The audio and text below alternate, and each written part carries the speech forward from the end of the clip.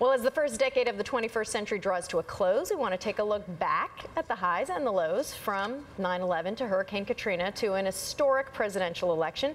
NBC's Mara Schiavocampo joins us with the decade in review. I can't imagine the daunting task of trying to go through and choose the highlights, but it must have been fascinating at the same time. Yeah, 10 years and 2 minutes, no problem. You know, a lot of people consider this last decade to have been a pretty tough one because, like you said, it started with 9/11 and it didn't necessarily get much better from there.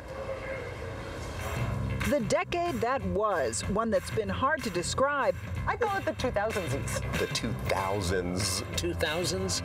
We're all going to have to work on it. And even harder to define. The decade of the American awakening. You could call it the decade of broken dreams. The Madoff decade. Though the big party was in 2000, for many, the decade really started the following year.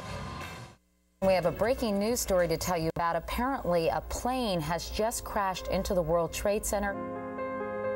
9/11, the world changed. I think the world's axis tilted for a lot of us. It awakened Americans to the fact that there were people hell-bent on their destruction. The biggest terror attack of our time was followed by 2 wars. Then, in 2005, a battle with Mother Nature knocked a city out cold. Katrina was obviously a travesty for the American people. We expect disasters, but we do also expect in this country that our government will be on top of it. Katrina shook many Americans' faith in government. In 2008, confidence in the nation's financial system was also shattered.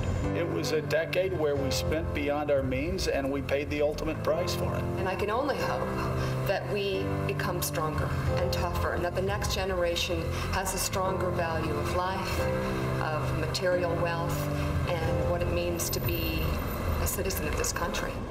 But it hasn't all been a decade of doom. The 2000s also brought what many consider to be a highlight of American history. One bright spot that we can definitely point to inside this decade is President Obama's election. I, Barack Hussein Obama, do solemnly swear. America has gone from being a slave economy country to electing a black president. And that's an accomplishment. Still, there is one thing we never did manage to do this decade. Name it.